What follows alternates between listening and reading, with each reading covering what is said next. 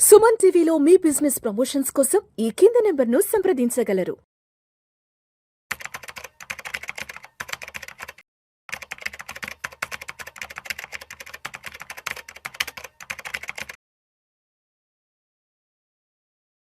Sir నమస్తే sir, Ramachandramurthy గారు. నమస్తే విష్ణు గారు.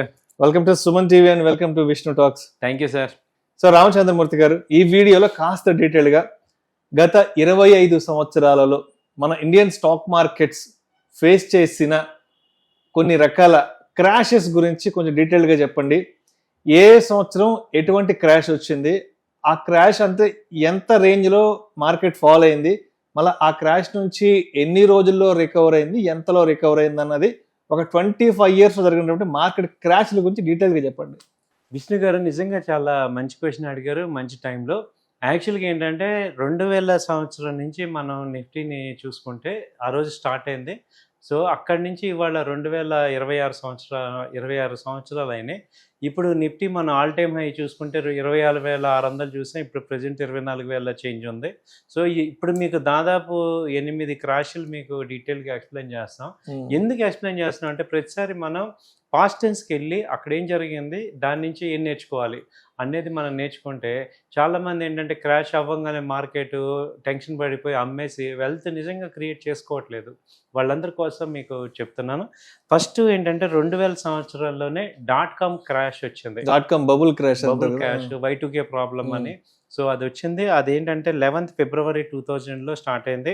ఇప్పుడు అది బోటమ్ దాదాపు 2 సంవత్సరాలు ఉంది. 2000 సెప్టెంబర్ 21, 2000 దాకా ఉంది అనమాట. 2 years .com క్రాష్ బాగా వచ్చింది. దానిలో 36% ఫాల్ అయింది నిఫ్టీ. అప్పుడు BSE మేజర్గా ఉండేది. తర్వాత వచ్చి రికవరీ వచ్చి 2 సంవత్సరాల తర్వాత 18 డిసెంబర్ 2023 తర్వాత వచ్చింది. అంటే 3 సంవత్సరాలు కంప్లీట్గా బేర్ మార్కెట్లో ఉంది. ఆ తర్వాత ఫాస్ట్ రికవరీ వచ్చింది అనమాట. తర్వాత క్రాష్ చూసుకుంటే 2004లోనే మళ్ళీ క్రాష్ వచ్చింది. ఫైనాన్షియల్ పాలసీ కింద, పాలసీ పియర్ అని 2004 ఎలక్షన్స్ తర్వాత వచ్చిన ఇది క్రాష్. దీనిలో ఏంటంటే 30% మార్కెట్ క్రాష్ అయింది. సో రికవరీ వచ్చి మళ్ళీ 2 డిసెంబర్ 2004 నుంచి మళ్ళీ రికవరీ స్టార్ట్ అయింది. ఇది జస్ట్ ఏంటంటే ఒక 8 to 10 months ఫాల్ అయ్యి మళ్ళీ రికవర్ అయ్యి 11 monthsలోనే మళ్ళీ రికవర్ వచ్చేసింది. తర్వాత చూసుకుంటే 2006 అంటే 2000 క్రాష్, 2004లో క్రాష్ వచ్చింది, 2006లో కూడా మళ్ళీ వచ్చింది. అప్పుడు మళ్ళీ 30%. దాని రీజన్ ఏంటంటే ఫెడ్ రేట్ హైక్ చేయటం, అలాగే US ఇన్ఫ్లేషన్, దాన్ని ఎదుర్కోవడానికి వాళ్ళు రేట్ హైక్ చేయటం, ప్రింటింగ్ చేయటం, ఇవన్నీ చేశారు. దాంతో ఏమైందంటే 30% క్రాష్ అయింది. మే 2006 నుంచి జూన్ 2006 వరకు జరిగింది. తర్వాత అక్టోబర్ 30th నుంచి 2006 నుంచి కూడా రికవర్ అయిపోయింది మార్కెట్. మళ్ళీ 6 monthsలో కల్లా మళ్ళీ పీక్ వెళ్ళిపోయింది. తర్వాత క్రాష్ తీసుకుంటే 2008లో వచ్చింది ఆర్థిక సంక్షోభం, financial crash. So global financial crisis, Lehman Brothers ఇవన్నీ కూడా బ్యాంక్స్ అన్నీ కూడా పతనం అయిపోయినాయి. ఇదేంటంటే 8 జనవరి 2008 నాడు స్టార్ట్ అయింది. 27 అక్టోబర్ 2028 దాకా జరిగింది. దాదాపు 60% మార్కెట్ క్రాష్ అయింది. సో మళ్ళీ 5 నవంబర్ నుంచి రికవర్ అయిపోయి మళ్ళీ జస్ట్ ఒక 6-8 monthsలో మళ్ళీ బ్యాక్ వచ్చింది, ర్యాలీ వచ్చింది. సో ఇదైతే బాగా క్రాషెస్లో కూడా బిగ్గెస్ట్ క్రాష్ 60% ఫాల్ అవటం. తర్వాత చూసుకుంటే 2010లో యూరో జోన్, అలాగే ఇండియా స్లో డౌన్ అయింది. అప్పుడు బ్రిటన్ ఎగ్జిట్ అవటం, ఇదంతా గ్రీస్ ఎఫెక్ట్, ఇవన్నీ కలిపి 2010లో వచ్చాయి. దాదాపు 30% దాకా మార్కెట్ క్రాష్ అయింది. 5 నవంబర్ 2010 నుంచి 20 డిసెంబర్ 2011 వరకు ఉంది. ఆ తర్వాత నవంబర్ 3, 2013 నుంచి రికవరీ స్టార్ట్ అయింది. ఇది కూడా దాదాపు 3 ఏళ్ళు జరిగింది ఇది.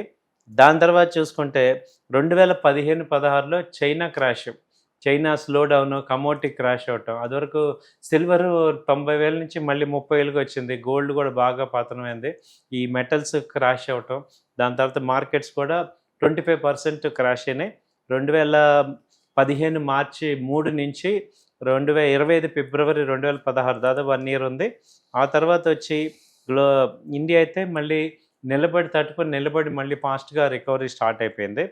తర్వాత మళ్ళీ మేజర్ క్రాష్ కోవిడ్ క్రాష్ 2020లో మార్చి 22-23 తేదీల్లో వచ్చింది. జనవరి నుంచి స్టార్ట్ అయింది, అది మార్చి 23 వరకు కూడా బోటం అయిపోయింది. జస్ట్ 3-4 మంత్స్లోనే 40% దాకా క్రాష్ అయింది. తర్వాత నవంబర్ 2020 నుంచి రికవరీ స్టార్ట్ అయింది. సో ఇవి మేజర్గా 7 క్రాషెస్. తర్వాత 2022లో మనం రష్యాను ఉక్రెయిన్ యుద్ధం, అది చాలా పెద్ద మేజర్ ఫాల్. దానిలో కూడా 25-30% క్రాష్ అయింది. మళ్ళీ రీసెంట్ గా 2026లో మనం చూసాం, ఇదిలో కూడా 20% క్రాష్. ఇజ్రాయెల్, అమెరికా ఇప్పుడు ప్రత్యక్షంగా చూస్తున్న ఈ 4 ఏళ్లలో మన అందరం చూసింది ఏంటంటే ఈ కోవిడ్ క్రాష్ చూసాం రియల్ గా. అలాగే 2022లో రష్యా ఉక్రెయిన్ జరిగింది. తర్వాత ఇప్పుడు రీసెంట్ గా ఇది చూసాం. అయితే ఏంటంటే ఈ క్రాష్ దాదాపు 9 క్రాష్లు చూసామంటే 26 సంవత్సరాల్లో ఎవ్రీ 2 years 3 years కి ఒక ఫాల్ అయితే జరుగుతుంది యావరేజ్ గా. కానీ రేజ్ కూడా అంతే జరుగుతుంది. కాబట్టి మనం ఏంటంటే దీని నుంచి చరిత్ర నుంచి నేర్చుకోవాల్సింది ఏంటంటే లాంగ్ టర్మ్ ఇన్వెస్ట్మెంట్స్, మంచి క్వాలిటీ స్టాక్స్లో మన అమౌంట్ అట్లీస్ట్ 70% 60% అమౌంట్ కానీ లేదు మ్యూచువల్ ఫండ్స్లో పెట్టుకున్నా కానీ మంచి రిజల్ట్స్ వస్తాయి. పేషెన్స్గా ఉంటే మంచి రిజల్ట్ వస్తుంది అనేది మనం అర్థం చేసుకొని నెక్స్ట్ 20 ఏళ్ళు కూడా ఇలాగే ఉంటుంది. మార్కెట్ క్రాష్ అవుతూ ఉంటుంది, పెరుగుతూ ఉంటుంది. కాబట్టి క్రాష్ అనేది, ఫాల్ అనేది కామన్. కాబట్టి మనం పెద్ద ప్యానిక్ అవ్వాల్సింది ఏం లేదు. అంతకన్నా రేజ్ వస్తుంది అనేది ఇది మనకి చెప్పే విషయం. సో రామచంద్రమూర్తి గారు, మరి గత 25 సంవత్సరాల్లో మేజర్గా ఒక 10 క్రాష్లు గట్టిగా చూసాం కాబట్టి, సరే ఇప్పుడు క్రాషుల్ని ఆపగలిగే శక్తి మనకి లేదు. అవి జరుగుతున్నప్పుడు మనం చూడడం తప్ప మనం ఏం మార్కెట్ ఫాల్ని ఆపలేము కాబట్టి, సో మనం ఏం నేర్చుకోవాలి, ఈ క్రాషుల నుంచి ఏం నేర్చుకోవాలి, ఈ క్రాష్ ఈ ఫాల్ నుంచి మళ్ళీ మార్కెట్లో రికవర్ అయినప్పుడు అంటే ఈ కంప్లీట్ ఈ క్రాష్ ఎపిసోడ్స్ నుంచి మనం ఏం నేర్చుకోవాలి, దానికి తదనానుగుణంగా మన పోర్ట్ఫోలియో డైవర్సిఫికేషన్ ఎలా ఉండాలి? దీనికి ఏంటంటే సార్, ఇప్పుడు మనకి అర్థమవుతుంది ఏంటంటే కంప్లీట్ అసెట్ క్లాసెస్లో ఒక్క స్టాక్, చాలామంది ఏం చేస్తున్నారంటే ఒకే స్టాక్లో చాలా అమౌంట్స్ పెడుతున్నారు. ఇప్పుడు ప్రాక్టికల్గా మీకు టెక్నికల్గా ఫండమెంటల్గా అనాలిసిస్ చేసే కెపాసిటీ లేనప్పుడు డైవర్సిఫై చేయండి. మ్యూచువల్ ఫండ్స్లో కొంత పెట్టుకోండి, బ్లూ చిప్ కంపెనీస్లో కొంత, అలాగే మెటల్స్, అలాగే గోల్డ్ సిల్వర్ ఈటీఎఫ్స్లో కొంత, అలా డైవర్సిఫై చేయాలి. మనం ఏంటంటే సార్ అన్నట్టు ఇప్పుడు క్రాష్ని ఆపలేం కాబట్టి డౌన్ వచ్చినప్పుడు మనకి అడ్వాంటేజ్ తీసుకోండి. మనం క్రాష్ అని భయపడాల్సింది ఏం లేదు, ఇంకా బెటర్ తీసుకోవచ్చు. నెక్స్ట్ ఇండియా 2030లో ఎంత గ్రోత్ అవుతుంది అనేది మనం ఇమాజిన్ చేసుకుంటే ఇప్పుడున్న క్రాష్ మనకి గోల్డెన్ ఆపర్చునిటీ లాగా ఫీల్ అవ్వాలి. సో అప్పుడుగా ఎప్పుడైతే ఫియర్ లేకుండా ఓకే ఇది ఒక మంచి ఆపర్చునిటీ అని ఫీల్ అవుతారో అప్పుడు నిజంగా వెల్త్ క్రియేట్ అవుతుంది. సో అది మనం నేర్చుకోవాల్సింది ఏంటంటే ఊరికే మార్కెట్ పడిపోయిన కంగారు పడిపోకుండా అది మన దగ్గర డబ్బులు ఉంటే యాడ్ చేసుకోవడానికి ఒక మంచి టైం అని అనుకోవాలి. అలా చేసుకుంటే sir. Right sir. Thank you so much Ramachandramurthy గారు. గత 25 సంవత్సరాలలో మార్కెట్లు ఏ సందర్భాలలో ఎంత మొత్తంలో క్రాష్ అయ్యాయి, ఆ క్రాష్ తర్వాత మళ్ళీ ఎంత వ్యవధిలో మార్కెట్లు రికవర్ అయ్యాయి, అండ్ మార్కెట్లు ఈ విధంగా ఫాలో అవుతున్నప్పుడు తర్వాత రికవర్ అవుతున్నప్పుడు ఒక ఇన్వెస్టర్గా మన మైండ్ సెట్ ఎలా ఉండాలన్న చక్కగా తెలియజేశారు. Thank you so much sir. Thank you అండి.